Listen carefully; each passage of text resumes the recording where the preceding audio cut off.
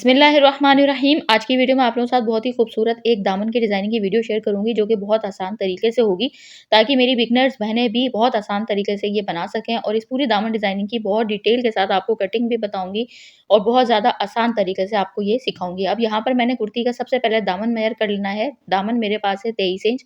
अच्छा, मुझे तैयार जो रखना है ना, इसको वो रखना है तकरीबन साढ़े 20 इंच, ठीक है? तो अब यहाँ पर हम इसको कटिंग करेंगे। इसी तरह से मैंने पेस्टिंग पेपर ली है और उसके बाद साइड-साइड के ऊपर उसके निशान लगा लिया है, उसको दरमियान से उतना ही रखा है मैंने।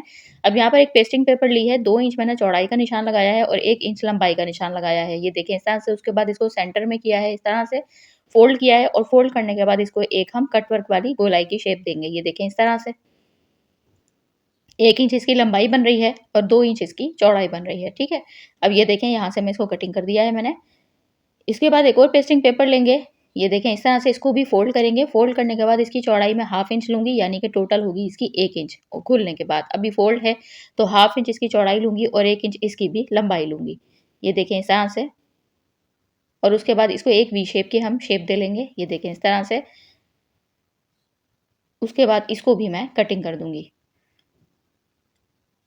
ये देखें इस तरह से। अच्छा, ये जो गोलाई वाला मैंने कट किया था, इसको हल्का-सा इसका ना ऊपर से नोक वाला है, तो इसको बिल्कुल हमें स्ट्रेट इस तरह से कट करना है। उसके बाद अब मैंने यहाँ पर पेस्टिंग पेपर के पे निशान लगा लिए हैं कुछ। सबसे पहले हाफ़ इंच एक के दरमियान में जो है वो मैंने एक स्ट्रेट लाइन ड्रॉ कर दी है, फिर उसके बाद 1 इंच की मैंने स्ट्रेट लाइन ड्रॉ की है। अच्छा, हाफ़ इंच वाली आपने छोड़ देनी है, जो 1 इंच सेंटर की आ रही है, तो वहाँ पर आपने ये देखें इस तरह से। मैंने यहाँ पर आपको दोबारा दिखा रही हूँ, 1-1 इंच बाहर की तरफ आपने निशान लगा लेना है। ये चीज़ आपने बहुत ज़्यादा गौर से देखनी है। जो मैंने 1-1 इंच बाहर निशान लगा लिया है, डिज़ाइनिंग हमने उसके अंदर बनानी है, उसके ऊपर हमने डिज़ाइनिंग नहीं बनानी। तभी आपका दामन या आपको कोई भी नहीं बताएगा, जो चीज़ मैं आपको बता रही हूँ, तभी आपका दामन बहुत फिनिशिंग के साथ बनेगा। अब यहाँ पर मैंने कटवर्क को रखा है, एक नया डिज़ाइन बना रही हूँ, ये मेरा अपना डिज़ाइन है। अब ये देखें इस तरह से। एक मैंने इस तरह से कटवर्क वाले को गोलाई वाले को रखा, लेकिन मैंने वहाँ पे लाके स्टॉप कर दिया, पूरे पे कट नहीं लगा, निशान नहीं लगाया। वहीं से मैंने दोबारा इसको राउंड घुमा के रखा। फिर मैंने इसको इस तरह से दूसरा निशान लगा दिया। अब वी वाले को यहीं से शुरू करना है। ये देखें इस तरह से। वी वाले इसको शेप को रखा और उसके बाद इस तरह से निशान लगाना है। पहले इस शेप में रखा, ठीक है? अब इसके बाद इसको इस शेप में रखना है। ये देखें। अब घुमा के इस शेप में रखना है और फिर उसके बाद एक निशान लगा हुआ है, बस इसके बाद हमने दूसरा निशान लगाना है। फिर हमने यहीं से दोबारा कटवर्क वाले को रखना है, ये गोलाई शेप वाले को रखना है। ये देखें इस तरह से। यहाँ पे आपको दोबारा दिखाऊँगी। ये देखें, पहले हमने यहाँ से पूरा निशान मिलाना है। यहाँ से अब जो मैं लेके जा रही हूँ वो नीचे तक नहीं लेके जाना, यहाँ पे हाफ पे लाके रोक देना। ये देखें। फिर यहीं से हमने कंटिन्यू करना है इसका दूसरा निशान। ये देखें इस तरह से। उसके बाद इसी तरह से दोबारा हमने वी रखना है और उसके बाद हमने पूरे दामन पे इस तरह निशान लगा लेना है। अच्छा, ये जो निशान लगेगा, ये निशान लगने के बाद इस तरह से आपका 21 इंच का दामन बनेगा। लेकिन फिर जब हम इस पे लेस वगैरह लगाएँगे, सब कुछ करने के बाद ये आराम से थोड़ा-थोड़ा सा अंदर की तरफ दबेगा। तो ये खुद ब खुद थोड़ा-सा ना फैब्रिक पे बनने के बाद आपका इस तरह से तैयार होगा कि साढ़े 20 इंच का ये तैयार हो जाएगा। अभी मैं आपको इसको लास्ट में दिखाऊँगी। अब इसको इस तरह से हमने कटिंग कर लेनी है।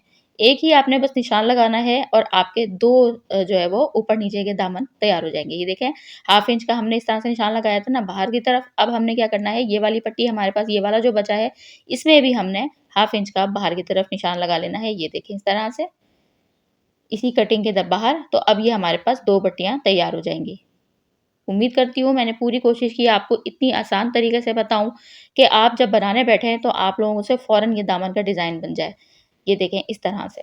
अब ये इसी की कटिंग हमने को कटिंग एक एक हमने बस निशान लगाया है और इससे हमारे 2 निशान की कटिंग हो गई है। इसका 2 फ़ायदे हैं। एक तो एक ही निशान में 2 कटिंग हो गई है। दूसरा ये कि हमने जब ये ऊपर-नीचे लगाना है ना निशान, तो ये देखें एक दूसरे के सामने आएँगे, वी शेप भी और उसकी जो है वो गोलाई वाली शेप भी। अब ये देखें मैं आपको दिखा रही हूँ, 21 इंच इसका तैयारी आई है। जब हम इसको लगा देंगे तो ये ज़रा-ज़रा सा हम अंदर की तरफ जब सिलाई लगाएँगे तो साढ़े 20 इंच हमारा तैयार आ जाएगा, ठीक है? अब उसके बाद थोड़ा-थोड़ा सा फैब्रिक छोड़ते हुए हमने एक्स्ट्रा जितना भी मार्जिन एक्स्ट्रा बस थोड़ा-सा मार्जिन छोड़ते हुए जितना भी एक्स्ट्रा फैब्रिक है वो हमने कट कर लेना है। ये देखें इस तरह से।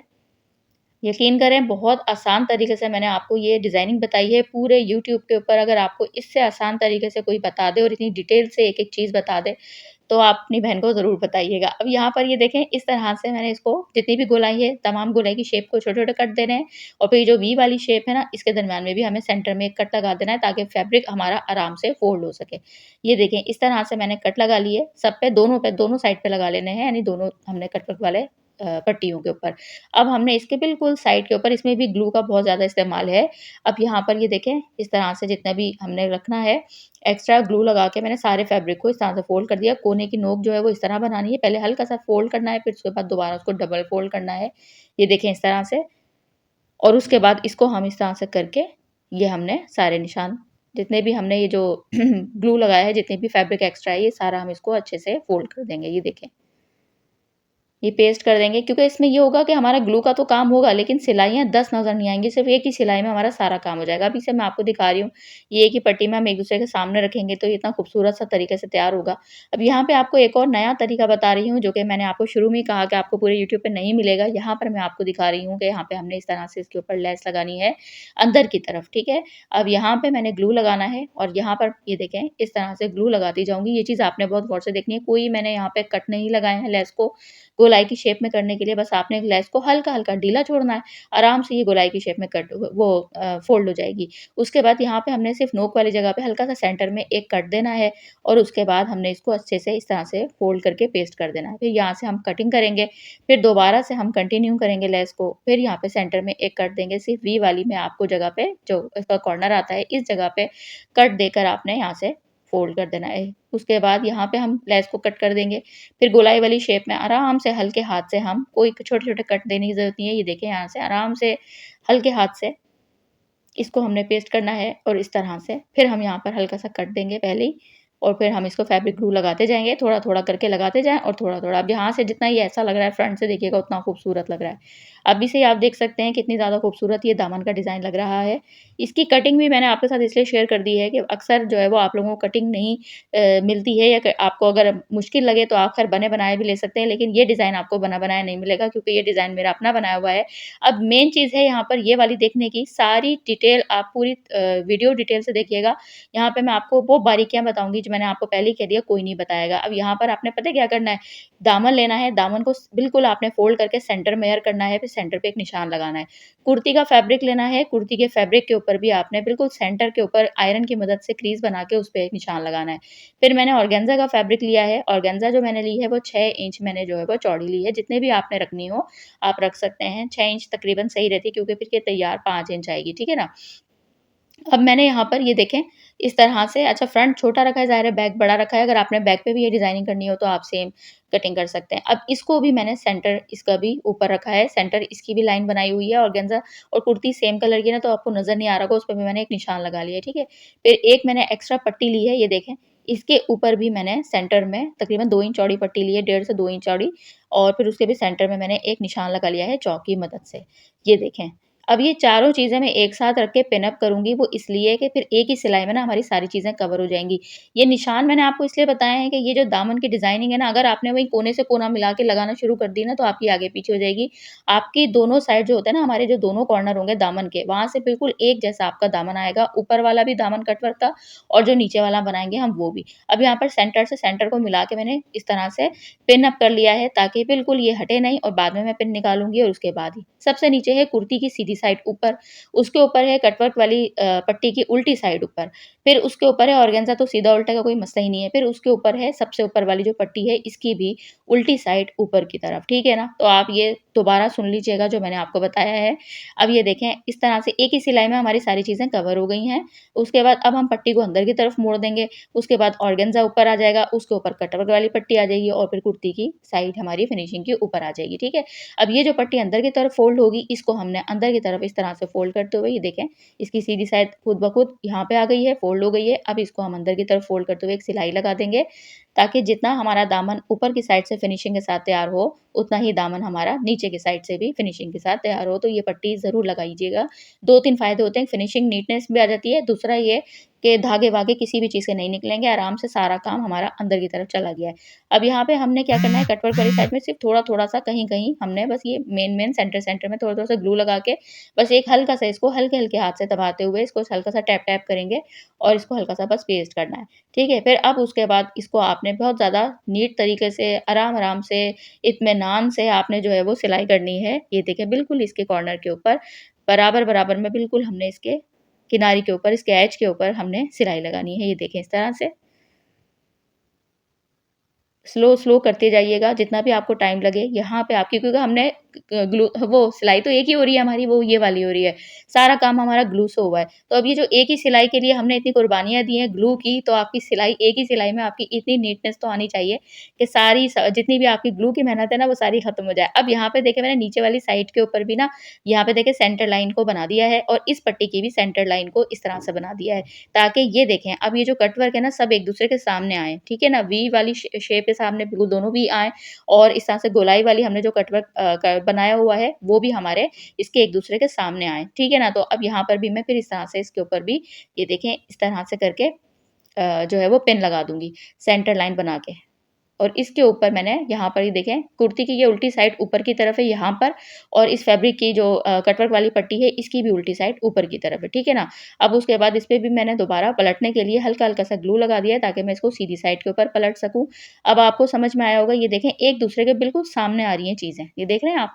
ये डिज़ाइनिंग एक ही पट्टी एक दूसरे के बिल्कुल सामने आ रही है, ये देख सकते हैं आप, कहीं से भी आगे-पीछे नहीं हुई है, ये है फ़ायदा सेंटर लाइन मेयर करने का। और साइड्स की भी जो है वो हमारी जितना भी एक्स्ट्रा फैब्रिक बचा है वो सारा हमारा चौक की फ़ोल्डिंग में चला जाएगा। अच्छा, मेरी कोशिश ये होती है कि आप लोगों को ये आदत मेरी पसंद भी है कि फिर मैं खाली यहीं पे जान नहीं छुड़ाऊँगी, आपको चौक की जो है वो फ़ोल्डिंग करना भी बताऊँगी। क्योंकि फिर मेरी बहनें सोचेंगी अब हम इसको चौक को किस तरह फ़ोल्ड करें, तो वो भी मैं आपको बहुत ज़्यादा नीट तरीके से आगे उसकी भी डिटेल बताऊँगी, ठीक है ना? अब इसकी भी हमने गोलाई के ऊपर इस तरह से बिल्कुल आराम-आराम से सुकून के साथ, तसल्ली के साथ हमने सिलाइयाँ लगा लेनी हैं। तो अब आप देख सकते हैं अभी से ये दामन डिज़ाइन कितना खूबसूरत लग रहा है, तो दामन तो हमारा बन गया, ठीक है? अब इसकी आपको चौड़ाई दिखा रही हूँ कि अब ये आराम से हमारे साइडों के ऊपर ये देखें, इस तरह से हमने निशान लगा लिया है। और अब जो लेस है ना, हल्की-हल्की से हम इसको भी लेस मैंने ना कोने वाली साइड से नहीं लगाई, ये आपने देखा होगा।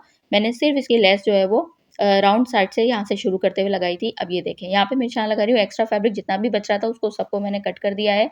अब बाकी सिर्फ़ इतना फैब्रिक हमारा चौक की फ़ोल्डिंग में चला जाएगा, ठीक है ना? तो ये 20.5 इंच मेरा दामन तैयार होकर आएगा, स्मॉल साइज़ की मैंने ये कुर्ती बनाई है, ठीक है? अब अभी से आप देख सकते हैं कितना ज़्यादा खूबसूरत सा लग रहा है, बिल्कुल नए तरीके से मैंने आपको कोशिश की है बताने की। तो अगर आपने मेरी वीडियो यहाँ तक देखी है तो मुझे यकीन है कि आपको मेरी वीडियो पसंद आई होगी, तो इसी तरह की अच्छी-अच्छी सी डिज़ाइनिंग देखनी है तो ज़रूर मेरे चैनल को सब्सक्राइब कीजिएगा।